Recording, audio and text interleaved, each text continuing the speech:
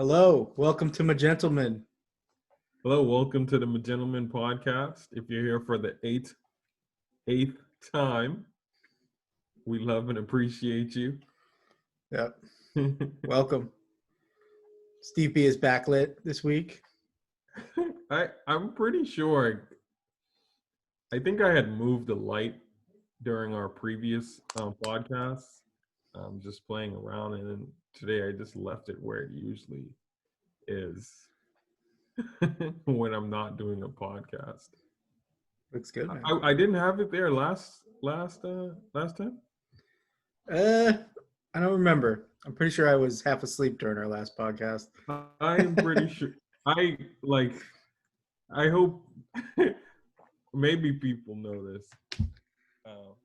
And make sure I have the right microphone connected. But yeah, when we did our last podcast, I literally like woke up seconds before that. So I was like watching the video. I'm like, man, I'm pretty sure people can tell. Like I'm like half asleep. It was late, but it was a good podcast. I actually watched back through that one. Yeah. Yeah. I'm so you don't usually watch them? No, I do. Not all the way through. Sometimes I'll watch parts of them. Oh, so you're not a fan of your work, man? No, I am. That's why I watch the parts where I talk. Oh, you just skip over your parts. It's like Steve's talking again, but move 15 seconds ahead. No, but I think I've watched the majority of every podcast that we've done. You know, just kind of like, LeBron plays a game and he goes back and he watches the tape so he can get better and so he can make it to the playoffs again and again and again, right? Yes. And he just gets better and better. And that's what I want to be, the LeBron of podcasts. Yes. Well, or maybe the Michael Jordan if people are like, well, there'll never be anyone better than Jordan. LeBron's okay, but even Kobe's better than LeBron. Yeah, that's contentious. But yeah, you're gonna say something? No, I mean, I think I would have to fall into the Jordan camp just because I kind of stopped watching basketball after so it's like I know my nephew loves Kobe and it's kind of like, dude, if you're into basketball at all, Kobe. You have to love LeBron. I mean, he's the man. Like, I guess. Yeah, I'm not big on basketball either. Honestly, when people were talking about LeBron, I was like, yeah, sure, cool, whatever. And it was like my friend who's really into basketball. He was like, yeah, there's this new guy named LeBron, and he's amazing. And I was like, sure. I really jumped on the bandwagon, like when I was living in Miami, and it was the big three, him, Bosch, and Wade. You can't relate at all. No, I mean, I'm trying to think. I was on a couple of bandwagons, but not the LeBron one. But at that time, I hated Kobe. I was like, oh, Kobe's such a hole. He thinks he's so amazing. I hope LeBron beats him. And then he kind of grew on me later on. I was like, oh, okay. He's aggressive on the court, but was a really nice dude. I don't know how we got on the basketball, but it's all good. So, but you're a fan of the Magetlemen podcast. Do you have a favorite episode? You're asking me? Yeah. Do I have a favorite episode? I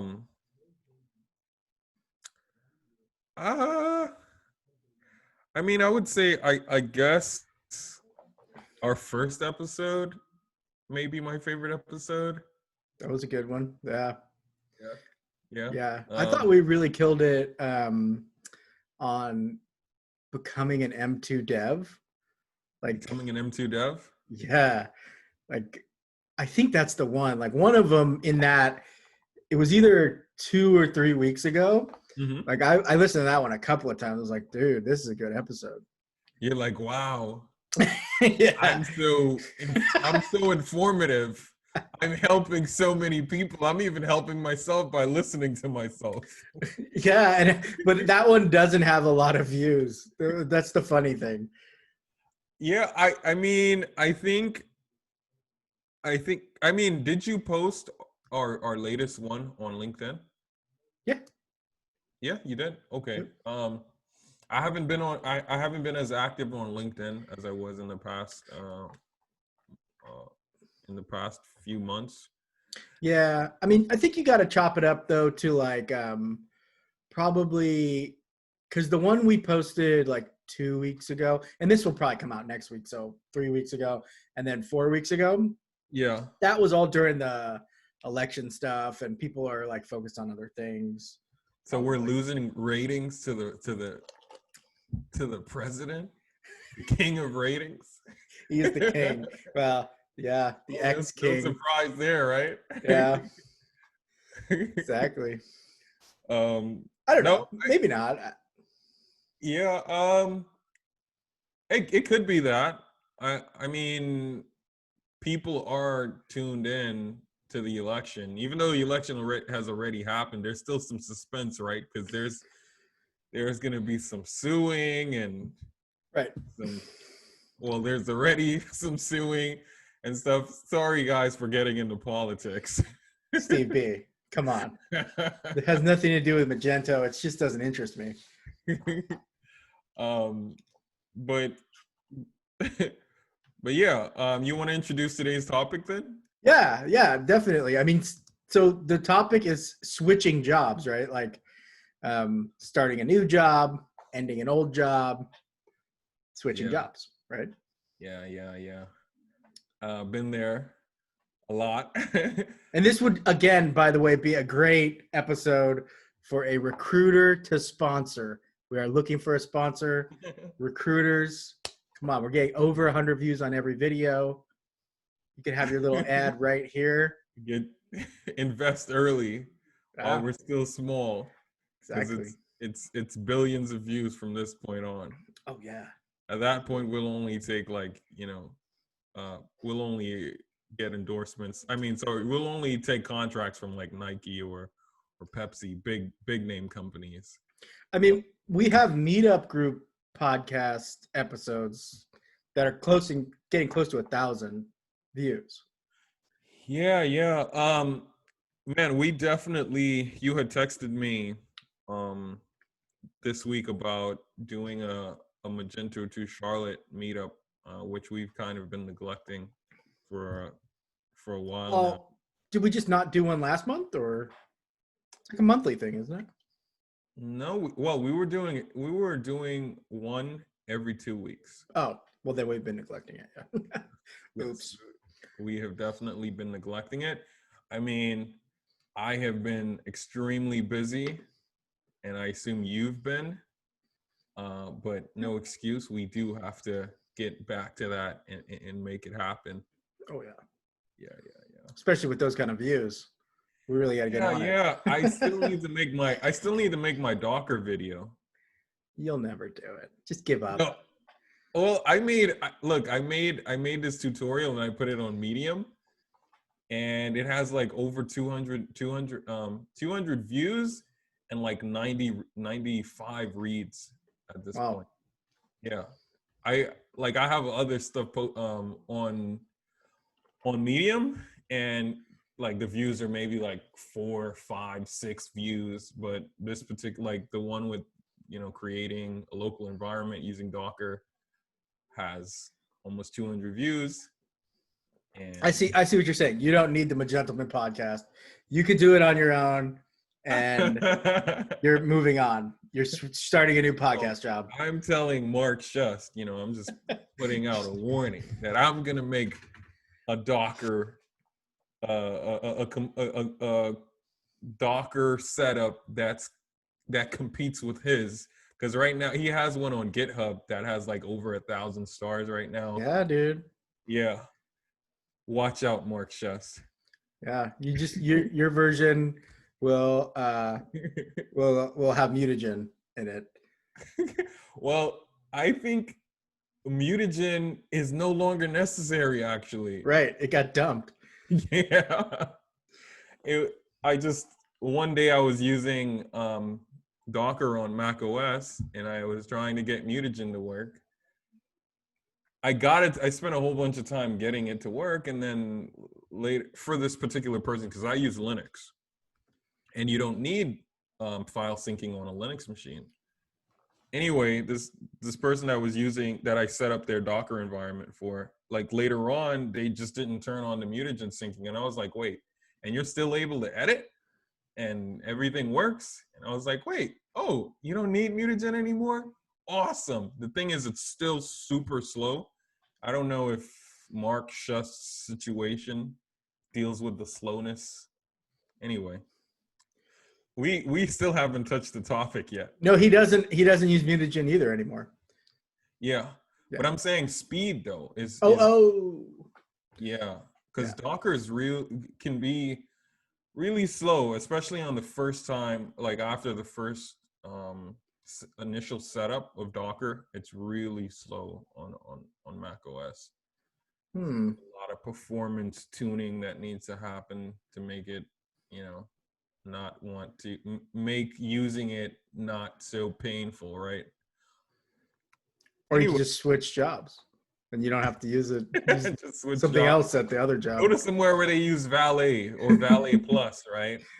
Yeah. Or, you could go to a place where that uses Magento Cloud with its awesome development environments. Well, if you do go somewhere there that they use Magento Cloud, you will have to use Docker, unfortunately. Oh, is that the way it is? Yeah, because that is the recommended setup for Magento Cloud development. I haven't used one. I've just heard they're not great. Maybe they're wonderful. What, Magento Cloud? The local environment works amazing for me. Really? Yeah. Awesome. But when I make my video, even though you have no faith in me actually making the video. So, but wait, help me out here. When I do, you will see. Your video is already made. You just have to I don't know. Like, it's just like the only thing that I've actually been able to record and post and not be like so self-conscious about is this podcast. Everything else, I just overthink it and it just like never makes it. Like, I don't know. It's just like when you make part 1 of a movie and it's so amazing, and then they're just like, yeah, part 2 is going to come out. But then part 1 was so good. And it's just like, even though there was never a part 1, but you know what I mean? It's just like, oh, I need this to be perfect. And then it's like, yeah, we'll shoot it next month. And next month comes and the month after that, it never happens. But I think, Coming to America is going to be released soon. So, but are you saying that you have it already made and you have to edit it, or you? So we had done one for Magento 2 Charlotte, right? But honestly, at first I was just gonna edit that one. But now I think I want to reshoot and just make it super amazing. Like a full-blown tutorial, like what? Like a full-blown tutorial, start to finish, because that's what my Medium post is. Like I like just making the Medium post took me like 2 days, because like I kept rewriting things, and then I was like, should I explain this? But if I explain this part, it just gets too complicated. And then if I give the person all this information, maybe they might just get more confused and it's more difficult. So I made it just more of like step by step, run this command, and I just touch on each point instead of explaining, well, your containers have a network that they share and they communicate over the ports, and there's an image. Like, instead of doing all that, I just kind of like did a step-by-step process specifically for the Magento version that I have in the tutorial. And I think one, that's more helpful to people, and then two, it just makes it more realistic in terms of like delivering it, because like I could write a whole book about, you know, what Docker, starting off with what Docker is, and then going into how to specifically tailor it for Magento and how to modify it for certain needs and what is Docker Compose. And it's just like too much. I think Mark just kind of expressed the same thing when he was making his Magento courses.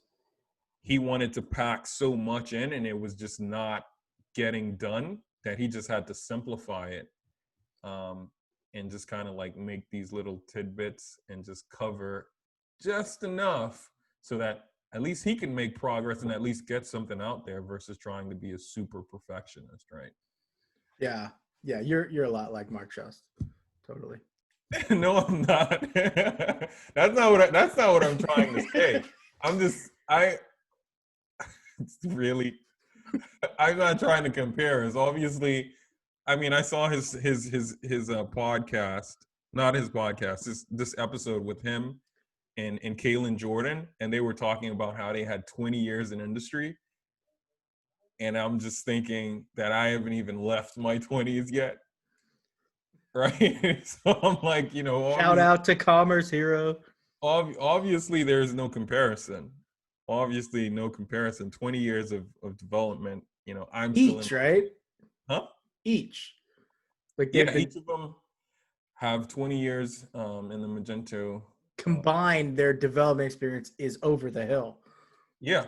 I actually left a comment and said, you guys are definitely over the hill, because they were joking about it. Oh, I mean, see? Huh?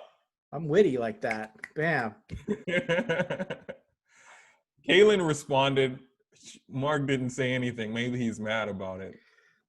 He's mad I called him old. I'm sorry, man. I know you don't watch this podcast, but I just want you to know, you know, I was just kidding. I think Joseph Maxwell might be mad at me.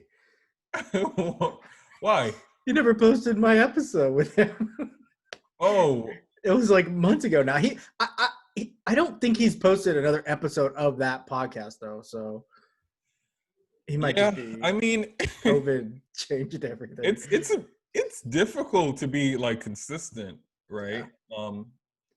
Because honestly, like right before this podcast, I was literally like laying in my bed, just like, oh man, it's tomorrow. I gotta go to work. I'm a bit tired, but I'm like, no, we gotta keep it going, gotta keep it consistent. Because once I start the podcast, you know, I'm hyped. It's just right before I'm just tired because I had to do so much stuff, and then I'm thinking about, you know, tomorrow I have to go to work.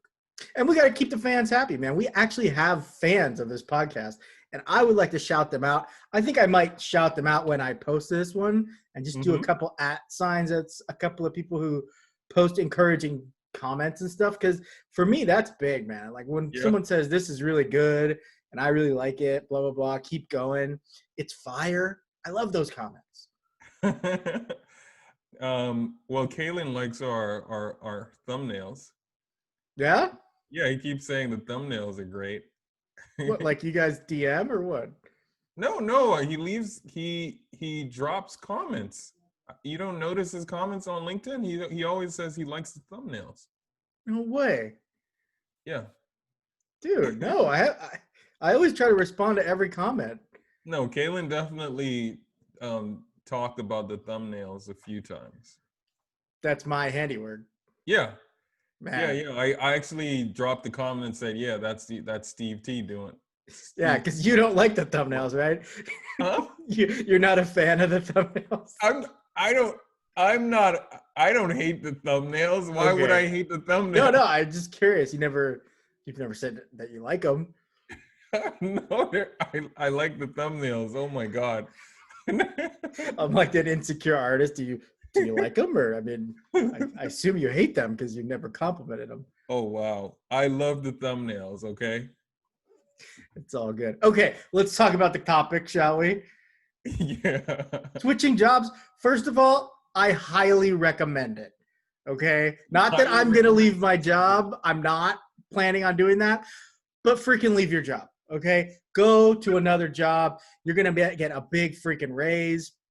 You can't get the kind of raise at your current job that you could get by going to another job. Okay. And there is definitely like a ceiling on this, as far as like, and I always recommend do it until you kind of feel like you make more than you should make. You know, like, and don't just leave like, Great advice. Great advice. yeah, like I don't recommend it like as far as like what am I trying to say? I like to look, I'm a company man. Like I'm a loyal dude. I like to stick around at a place for at least a year and try A to, year? yeah. That's a really low bar.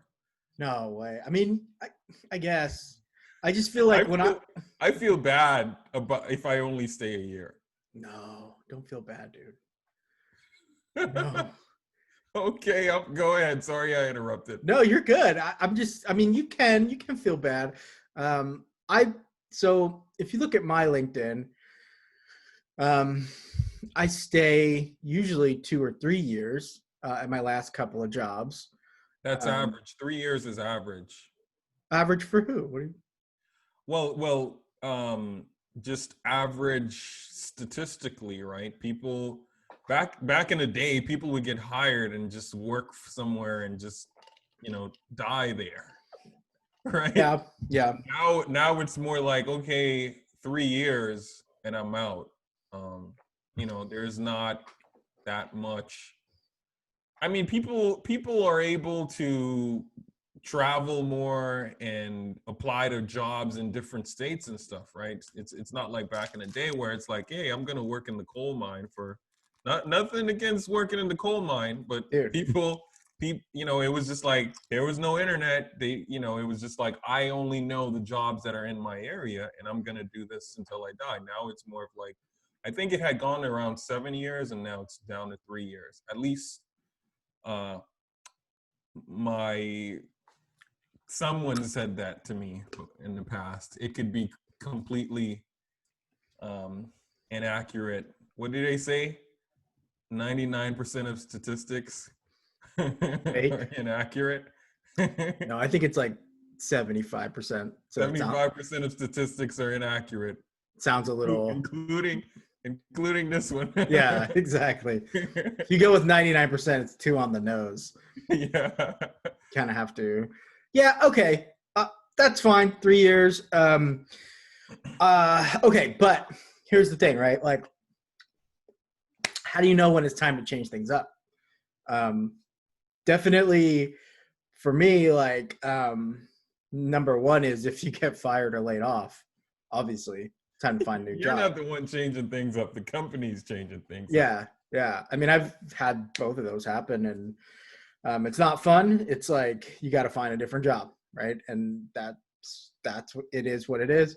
Um, but there's also the case of like things start feeling funky, right? So it's either your bosses or your coworkers, something is rubbing you the wrong way. And I always take that as fuel to contact a recruiter or just hop on to whatever job site and just start putting my feelers out there because, yeah, I mean, there's just no reason. There's no reason to kind of take weirdness from anybody or deal with weirdness. If you're feeling weird, just put your feelers out there, see if there's a possibility that you could work somewhere where things aren't so weird. Now, obviously, like you're gonna want to be really good at what you do. Right? Like that's a part of just being able to go get a different job. That's kind of like that's like a prerequisite to the type of thing I'm talking about here.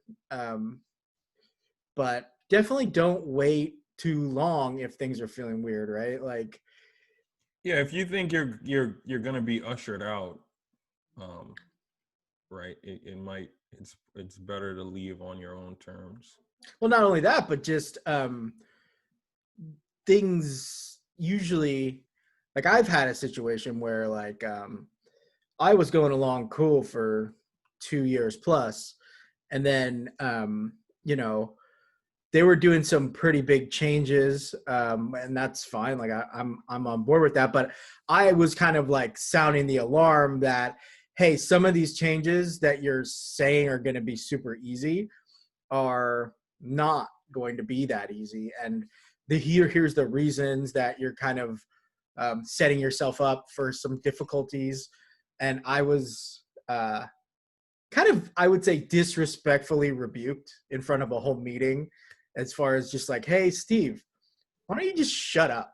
Like that was kind of and he even said, why don't you just leave the meeting if you're going to be like a Debbie Downer or whatever. I didn't leave the meeting, but I can tell you that night I looked for a new job because it's just like, there's no reason, if you know yourself to be worth, I guess, respect, right? Like there's no reason for people to treat me poorly, or and it doesn't matter if you're the owner of the company or a coworker or a boss or a manager. It's just, there's no reason for that. And if it starts happening, don't let it keep happening, just find somewhere else. And that's my recommendation. Yeah. I would agree. If you do feel that you are in an environment where you're not respected, or maybe it's a toxic workplace, definitely time to leave. I would say, before I got into software development, I had a few jobs. Like I said, I used to be a cable guy at one point. Cable guy. And I mean, on a few times, I was basically told, "Hey, you don't have. Oh, we don't pay you to think, right? Or where else are you gonna go to get paid? Where else are you gonna go and get paid this much without a college degree or whatever?" And I was just thinking to myself, well, I would like to be paid to think. I think very well, right? I think I have thoughts that deserve to be heard. So guess what? I'm gonna, because I mean, I had I when I was a cable guy, I had kind of started working, and work got a little bit too overwhelming to do along with school. So for a little bit, I was kind of in that industry, and I was just trying to figure things out. And yeah, just words like that just kind of like, they were just like, they just hit me. It's just like, you're gonna talk to me that way? I'm not an idiot, okay? And yeah, things like that just propelled me to It's go fuel. and finish school. Yeah. And just not settle for any job that I felt one wasn't going to pay me enough long term, and it wasn't going to wasn't going to allow me to grow to use my talents to the fullest, right? I mean, I don't necessarily agree. I don't necessarily think that, hey, when you're a cable guy, you should just be this. You should have, so like, it's not the same thing as a software job where you are someone who's paid to think, right? So maybe it wasn't inaccurate. Maybe what he was saying, my boss was saying, was true in some sense, but that just indicated to me that I needed to move on. I needed to do something else, and and that's what I did. Yeah, I mean, I hear what you're saying. Like that situation where I kind of got told to STFU in the meeting. Maybe I should have shut up, right? Like it wasn't maybe my place to keep telling them hey, none of these things are going to go the way you're thinking they're going to go. Yeah. But and then maybe that's fine too. Is just like you kind of get that realization, like, hey, I'm not valued the way I think I should be. Exactly. And you kind of have to like just think to yourself, what am I going to do about that? And then obviously you use it as fuel. I always recommend using anything like that as fuel, because honestly, when you're in a job, it's comfortable and it's a lot easier just to keep getting the waves lapping over you of disrespect or just general BS that you shouldn't have to put up with. And it's like just easier just to let that keep happening than it is to do the hard work of finding a new gig. Well, the thing is, it's very easy to, I'm going to bring physics into this, the law of inertia. Please, right? let me get my glasses. The law of inertia, right? Basically, something that is already, that is in a position already, right? You're already moving, or maybe you're just sitting somewhere. It's hard for you to get up and move, right? Something something that's in motion tends to want to stay in motion. Something that is at rest wants to stay at rest, right? At your job, you're comfortable. You're used to a certain routine, and you know your coworkers, right? And you already learned so much, and you already understand how the organization works. And then you're just thinking like, oh man, I haven't interviewed in X amount of time, right? I got to go through that whole process again. Plus, I got to balance that with, because I can't just quit, right? I haven't saved up, I don't know, a year's worth of salary or something. So I have to keep the job that I have right now, because maybe if I tell my employer that, hey, I'm going to go look for another job, they'll fire me. So I have to kind of be sneaky about finding this other job while working this job and dealing with daily life, right? So definitely, there are a lot of hurdles when it comes to making that transition. But in the end, I think as long as you don't become desperate, right?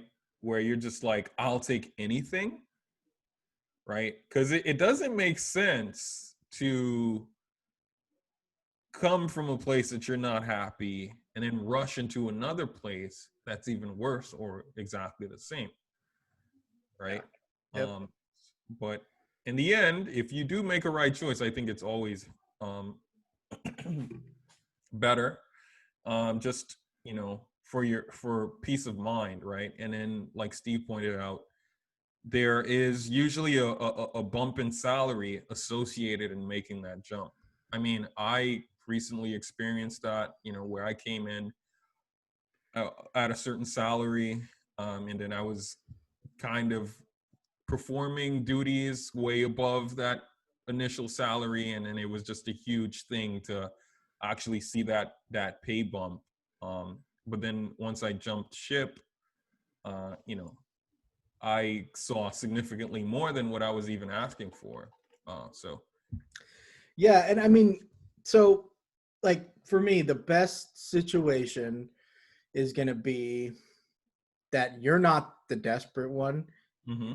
It's them. It's that company that's what you're looking for. And it's probably a 1 out of 100, 1 out of 1,000 type of thing where you can literally find a company who is desperate and they need someone who has your skill set. And, now that's not always a good thing, right? Because this desperate company might not be the best uh, work environment and all that stuff. Mm-hmm. But I would say if you're looking to make significantly more than what other people make who do a similar job to you, it's not going to be like every single job that comes along recruiter on LinkedIn is going to have that kind of offer. It's going to be few and far between, and you kind of have to always have your eye out for something like that, you know? Yeah, yeah. I mean, the other thing is though, it's not necessarily just about money, Ah, right? no. What? What did I just hear?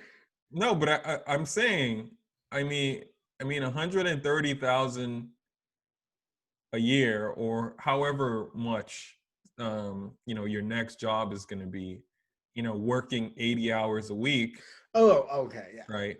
yeah, Or for a crazy boss, yeah. it's Ooh. not, versus maybe 115 or just 100 flat, and you just go home once you hit your 40 hours and your Yeah, boss is nice. I think, I think I rather take 110 versus, that other 20K, that to me, that's like blood money.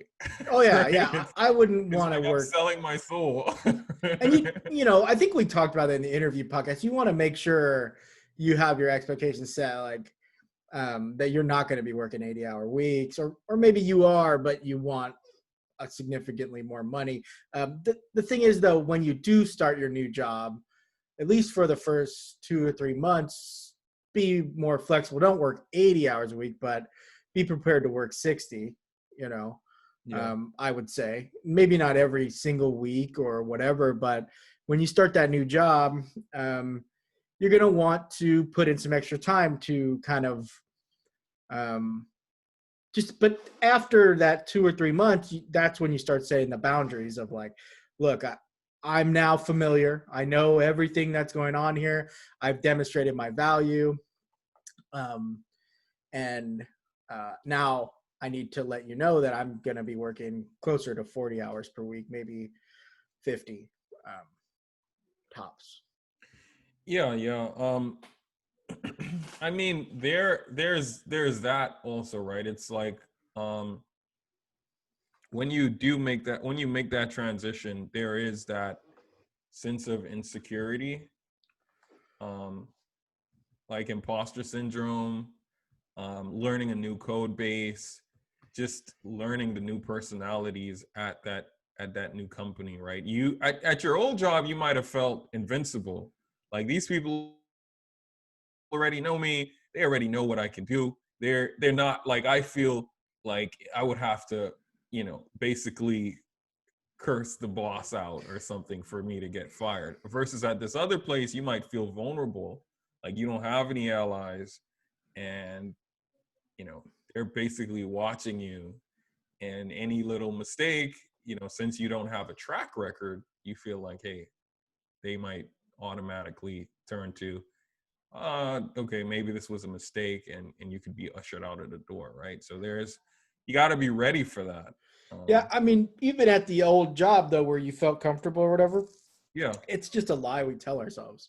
Um, I don't want to turn into grind wheel guy, but Our favorite guy. yeah, Mr. Flukus. I don't know. Daniel Fluke. It's Daniel Fluke. Okay, I believe. but it is true that like the company itself could just go under. There's no guarantee that that whole company, everything that you think is so solid, is going to be there next week. Yeah. I Yeah, mean, no. maybe at some of these huger companies, it's a little less likely, but I mean, I've seen it right in front of my eyes. A pretty big company where I was making, good money, just went under. You were They working for Enron? yeah, yeah, Bernie Madoff and just disappeared. Oh man, you guys were selling those pink sheets, man. Fintech. Yep. Yeah, But and I mean that. So no, you could go ahead. I was just going to talk about the first week and first kind of. yeah. No, you go. So I mean, you know, you mentioned being insecure, and it's true. You will have that feeling of like, oh crap. Again, I would use that and kind of propel yourself into just trying to remember what the interview was about, and like saying to yourself, look, they're going to be flexible with me. This is my first few weeks. nobody's expecting that I come in and solve every single problem immediately. I'm just getting the lay of the land, but then at the same time, try to provide some value. Do the thing that was the big thing when you came in. Like, man, they really want this menu to do that, or this back end thing, fix the PHP, Fix the PHP. Upgraded from 7.3 to 7.4. Exactly. Yes. And like, just keep that on your radar as you kind of onboard it and get to know the lay of the land. You get in your local setup, your machine, and your logins and everything. And then another part of it is that, like, your first couple of weeks at a company is you got to know which things you need to solve right away. Like, I can't log in, my computer doesn't work. Stuff like that. That's actually like, I need to solve this now. Or there's also another class of things that you don't necessarily need to go bug people about. You can let those things happen naturally, like during some meeting or something. You can bring up, like, deployment specifics, or where do I find this documentation, or let's talk about quarterly goal setting or something. Like, you don't want to be the guy that is constantly bugging your boss or whatever about stuff that it maybe isn't top priority.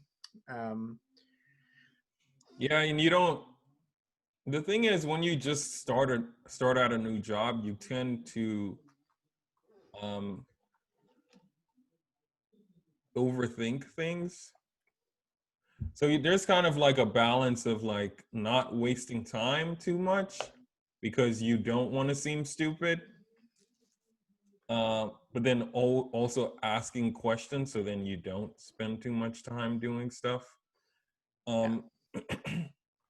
So yeah, there is an intricate, balancing act that you have to do there. Well, but I mean, it's not too intricate, right? Because it's just literally like, can I continue to do my job without this information? Fine, I'll ask about it later. If I get stuck, if you're blocked, you have to go and get unblocked. That what I mean is, like, for example, I don't know if you switch to a different repo, like I don't know, like if you switch from GitHub to Bitbucket or something, right? I don't know, and in certain interfaces or processes are a little bit different. I think you should just spend a couple minutes and Google that and not bother somebody about it, because at the end of the day, like, Git is the same crap, right? You just need to learn a different interface. And that one is kind of like a big eyebrow raise for me if someone is hitting me up constantly with, like, can I Google that for you type of stuff. Yeah, it's like, yeah, I know these people already know how to use this new tool, but the tool is similar to a tool that you used at your previous company. So just take that time to Google how to do the same thing that I did in Bitbucket in GitHub. Yeah. Right. And I mean, that's the thing, is if you're going to ask a question sort of like that, is to have already gone through the whole first page of Google and just be like, I'm stumped. I need to do this thing. I've tried X, Y, and Z. I can't figure it out. You got any ideas? And a lot of times they'll just be like, yeah, do this. Or don't even do that. You're doing the wrong thing. At least you can say, well, this is how I usually do it. I tried that and it didn't work. I'm sorry to bother you. Right. Yeah. Yeah. Versus like, yeah, man, I've never used terminal on a Mac before. Can you help me with some of the commands? They're a little bit different. I'm like, no, I mean, it's whatever the difference is, you could Google it, right? Like, no one should be teaching you how to use your new operating system, right?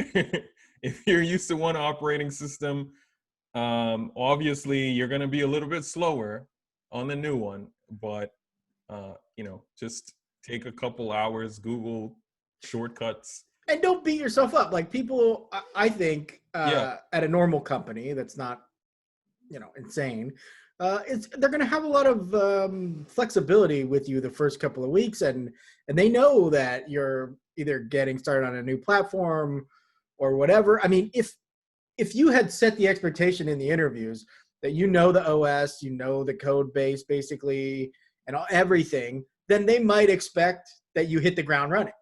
Yeah. But if you had set the expectation, look, you want me to work on a Mac, I've usually been on PC for a long time, then they're gonna know, like, oh, he might take a little longer for a little while because he doesn't know. Ask some stupid questions. Yeah. He's a noob. Anubis. Yep. But I mean, other than that, like I think the other big thing with, starting a new job is sometimes you can make the mistake of setting yourself up for failure by looking at tasks and like underestimating like the difficulty, right? Because you see, let's say you jump from one Magento store to another store and you're thinking, well, it's just Magento, but then you have no idea what what level of customization there is in this new code base, right? And obviously the vendor directory is going to be the same and the front end is going to be the same, right?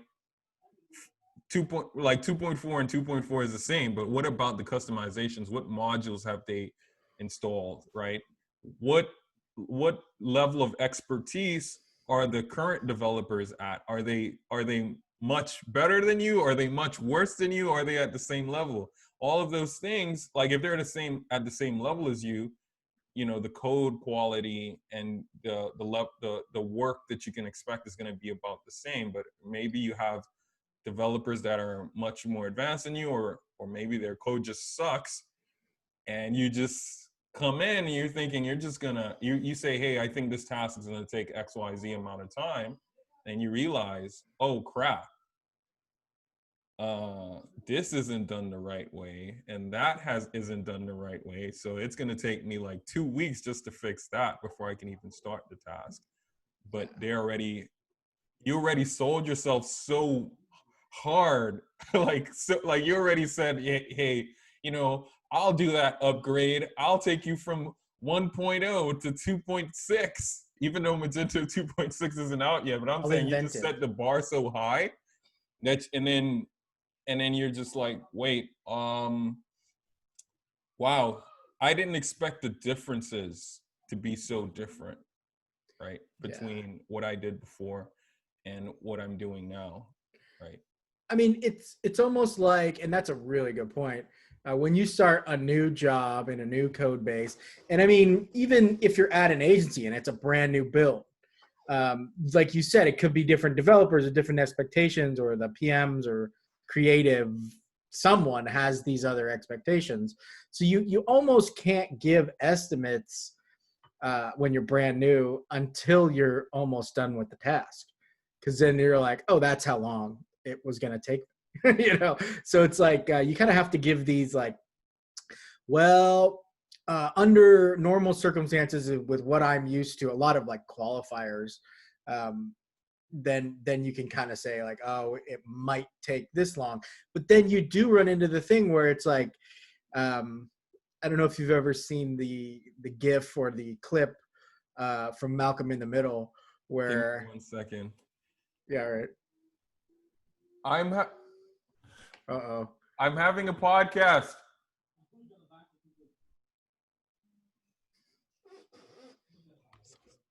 It's all right. Bro. Yes. Stop making noise. So sorry. He's got roommates are in trouble here. No, it's my little brother. It's all good. No, I can't hear it. Okay. So sorry. It's okay. So what I was going to say though is, I don't know if you've ever seen the GIF or the like clip from Malcolm in the Middle where the dad is like, he needs to change a light bulb, but then along the way, like he ends up doing all these other tasks. Like he can't find the light bulb, so he has to go to the store to get it. But the car's broken, and it's like, and then the wife comes in and she's just like, "Aren't you supposed to fix the light bulb?" He's like, "That's what I'm doing." But he's 10 steps removed, like fixing all these little things along the way. That can definitely happen in a code base. Yeah, it's like I don't know. It's not even just the code base that could screw you up, because some things you can do in the admin, right? And you expect it to be just default Magento functionality. But this particular setup, that feature doesn't work. So you're like, oh yeah, I'll just go and click this, toggle this button back here, right? It's gonna take 15 minutes, and then you go and you realize, oh, their category pages don't sort right or something, right? And then that's like it's going to take several weeks to fix if they want sorting category pages, right? It's like, yeah, or maybe we had that weird issue where if you edit the description, HTML shows up in the front end, and you just told the marketing team, yeah, updating that text doesn't require any code. We can just copy and paste this right here, and we'll be good to go in like 5 minutes.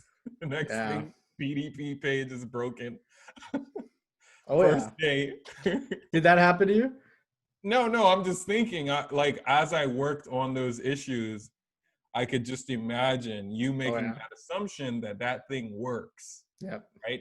Like someone just coming in today would just assume the admin works as expected. And then they come in and it blows up in their face. Right? A developer who was there the day before might have noticed, oh, okay, in staging, this thing's broken. Nobody should go in and change it. But that's not communicated to the new dev, and he's giving this super, like, he's just selling it like, yeah, no worries, I'm all cool and stuff, I'm just gonna go and press this button here. Yeah.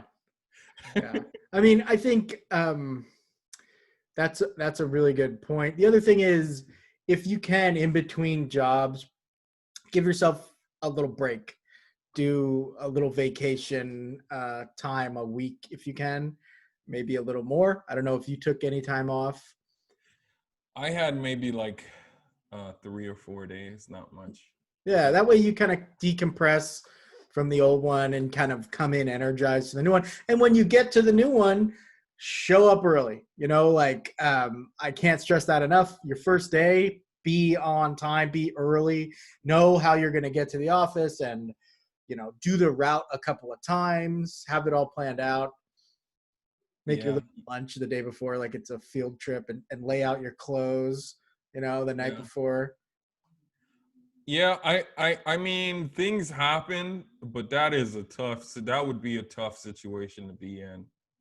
That would be a tough situation to be in, to be late on your very first day. Like maybe your boss or whoever hired you is not gonna think anything, but I'm just thinking from your perspective, you would feel really, really crappy. No, yeah, right? Don't even. I mean, that's never happened to me. I'm just thinking like to whoever that's like, I don't know, maybe you live in New York and you take the train to work or something. Take an earlier train's train down or something. Yeah. Even though everybody knows and you can prove it, I still would feel like awful. Well, see, that's my thing though, is that like I always try to come up with like worst case scenario and then beat that. So even if it means being a half an hour, 45 minutes early, fine. Get there, sit in the parking lot until it's like 10 or 15 minutes early, and then walk in the door. Yeah.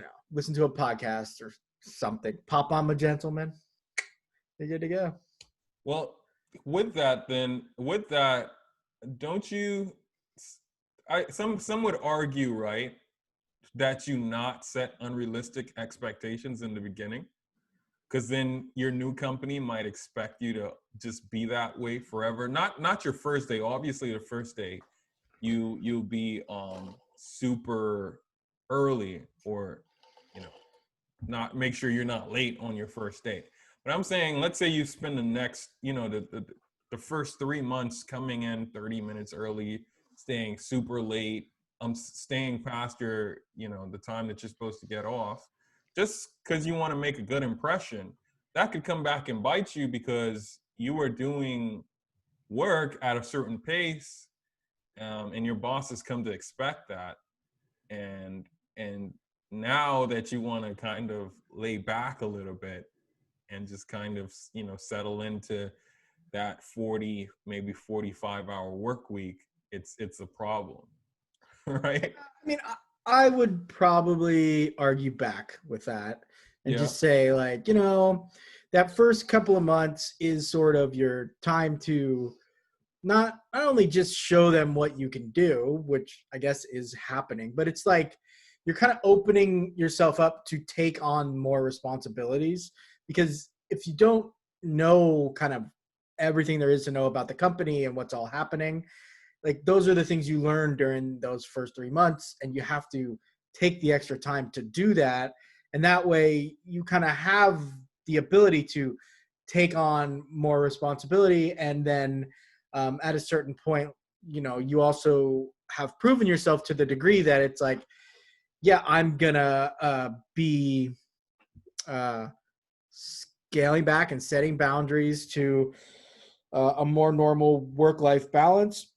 And if they're not down with that, then you really just haven't set your expectations right. Like you said, like maybe all of a sudden they're just expecting that, well, oh, you were doing great and now you fell off. Well, what's going on? It's like, well, I was brand new and I was learning everything, and now I'm been working here for 3 or 4 months, and I don't want to. I don't want to work weekends anymore. Yes, Yeah. I mean, you're right. Like there could be a situation where that goes wrong. I would still try to do it. Like, go hard the first few months, set your boundaries. Yeah. It's definitely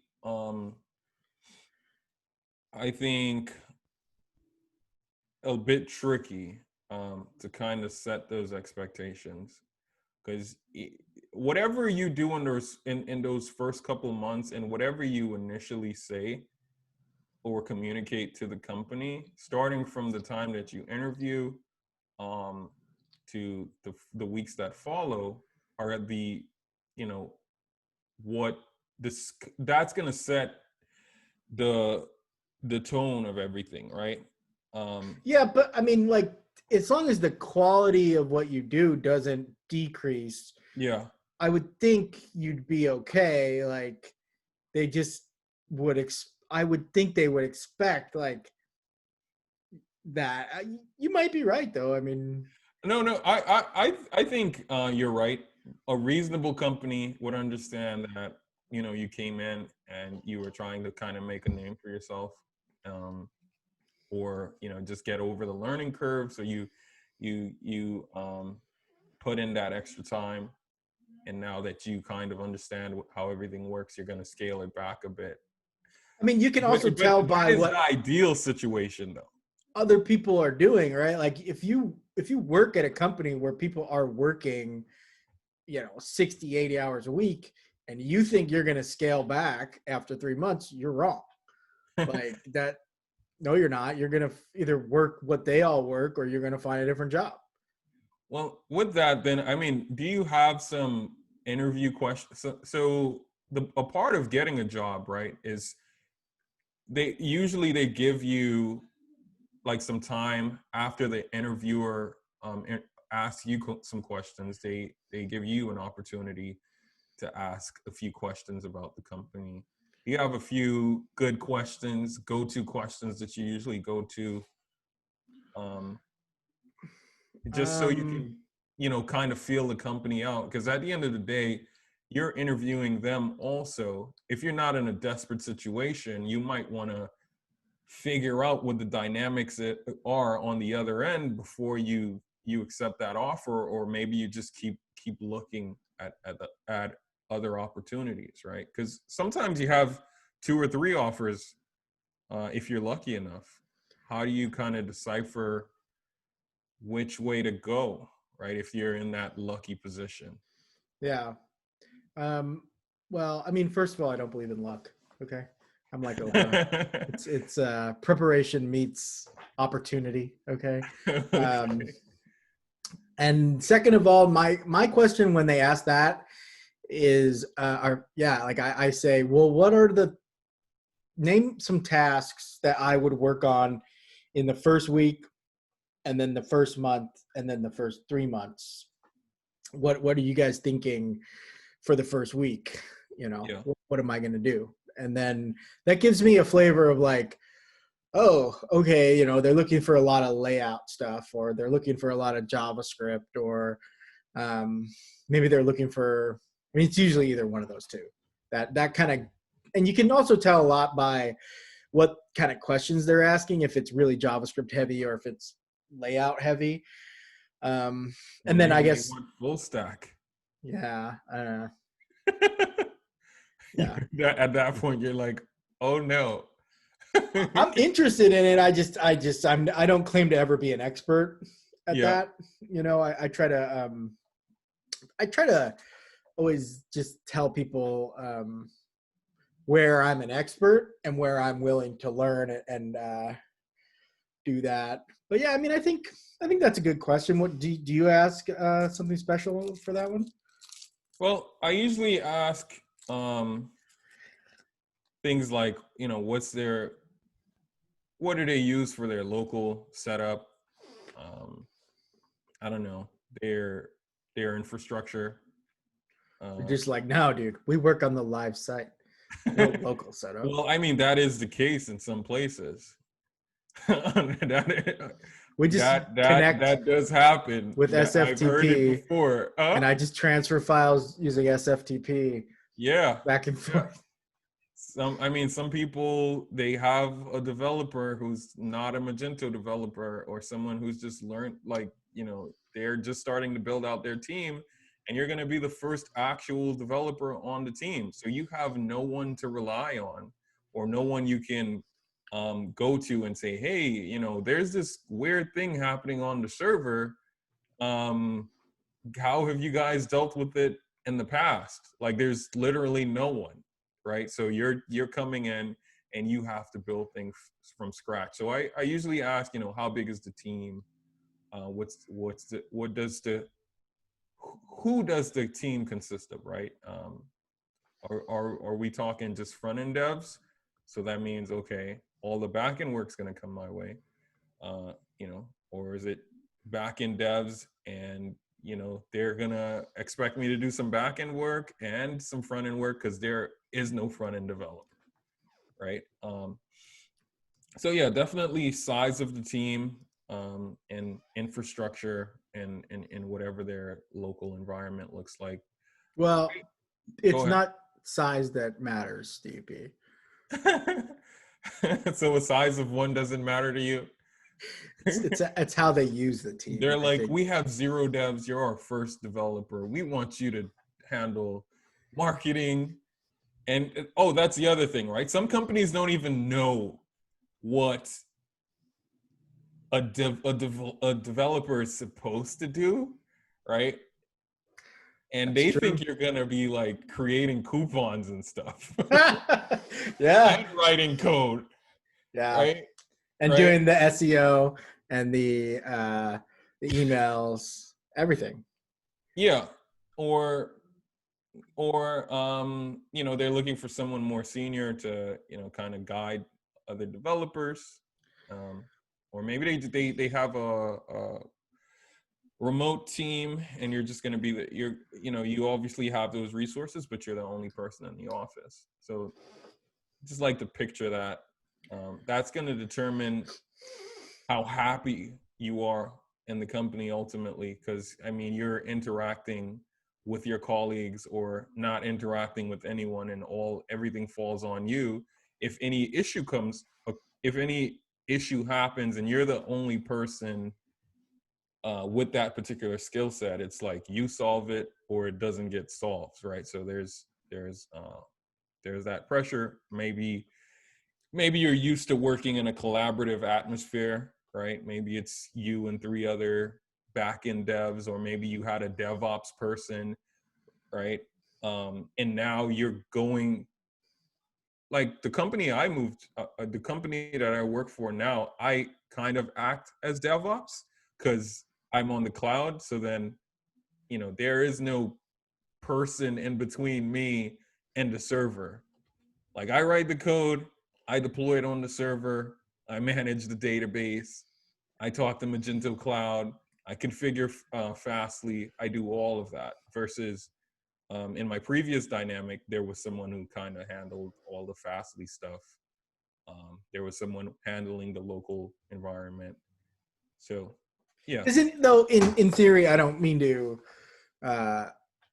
I guess I'll just say it that if using Magento Cloud, it's a managed service, right? You should. Yeah, in You theory, shouldn't. it's Okay. it's managed. Yeah, I mean, but like, or like, there's other like Nexus. I think is a Magento host. Yeah. And in theory, that would be like outsourcing your DevOps and just saying, "I'm using a Magento host." No. No. This Okay. is what happens half the time. An issue occurs. It looks like it's an infrastructure um, issue. I reach out to Magento Cloud. They don't fix it. They tell me how to fix it. Or they give me a solution that doesn't even make sense. Sorry, Magento Cloud. And then I'm just like, man, How like dare you you? guys just looked at the logs and found any error in the logs and just spit that back at me.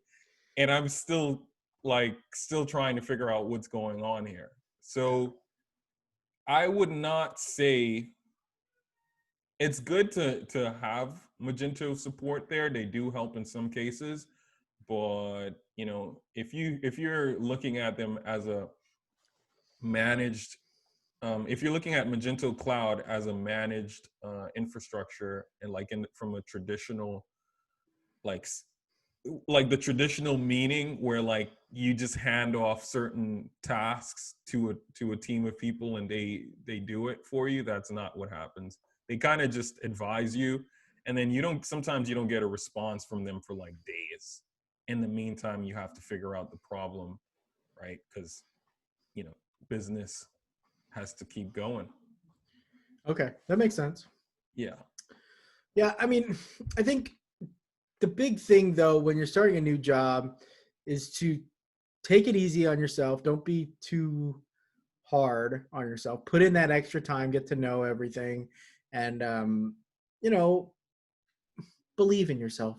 Okay, you got to believe in yourself. You got to. Sure, maybe you can't solve every little thing that comes across your desk, but solve the ones you can, and focus on what got you to this place. The fact that you are able to do things. Don't get stuck in imposter syndrome. Yeah. Um, Yeah. We're definitely over our time. I didn't notice. did you notice I'm doing like the inspirational wrap up? Yeah, That yeah. Um, so I read a lot on Quora.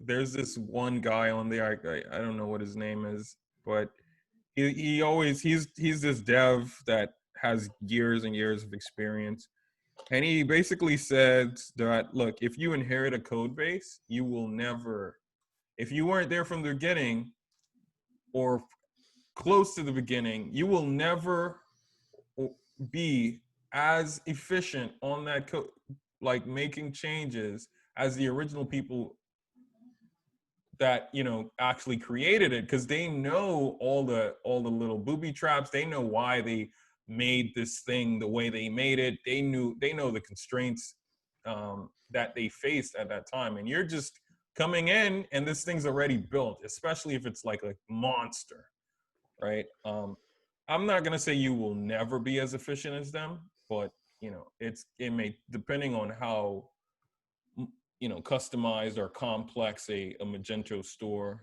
is, right? Um, it could be a while before you're actually a rock star in the same capacity as you were at your previous place. So yeah, don't beat yourself up. Yeah, and I mean, there's also the situation where you could come in and you are immediately better than the people who used to maintain this piece of garbage. If you're if you're Steve T, you just come in and just start ripping stuff out and be like, nope, I don't like it. Throw it away. This thing that you guys have been building for 6 months, no, we're just gonna do Total this trash. thing. Yeah, I remember I once came into a code base, I won't say any names, and it had over 10,000 lines of just CSS, straight up normal CSS that was just garbage spaghetti code. None of it was pre-processed, and it was just all written by a different developer every day. It was horrible. Yeah. Yeah. I have a similar JS situation on my hands, but we'll talk about. You're right. Like if you come into something where the people knew what they were doing, it's going to be a while before you can work like that unless those people are still around to teach you a few things. But I don't know. I mean, they did know what they were doing, or they didn't know what they were doing. If they are way more advanced than you in a particular area, maybe they did some stuff in an area that you're weak in, that'll kill you. Or maybe they completely sucked at their job, that'll kill you, because then you have to fix everything. Right? Yeah, and you kind of have to do the dance of like, well, I'm not going to fix everything while I add this one feature, but addressing tech debt as you can. Yeah. Well, thank you so much, guys, for joining us once again. Like, subscribe, share with your family, your friends, your pets. Send it to your mom. Yeah, she's probably a Magento 2 fan. Christmas is coming up. Yeah, share our podcast. Share the link. Christmas. Yeah. For the New Year, just share our podcast, right? Just share all. We should have like 10 by then. Yeah, just share. Well, no, we should have way more, but just share all of our videos as Christmas and New Year gifts. Yes, or just the thumbnail. Just show people the thumbnail. Say, look how cool this is. Cool, guys. We're out. Peace. Thank you.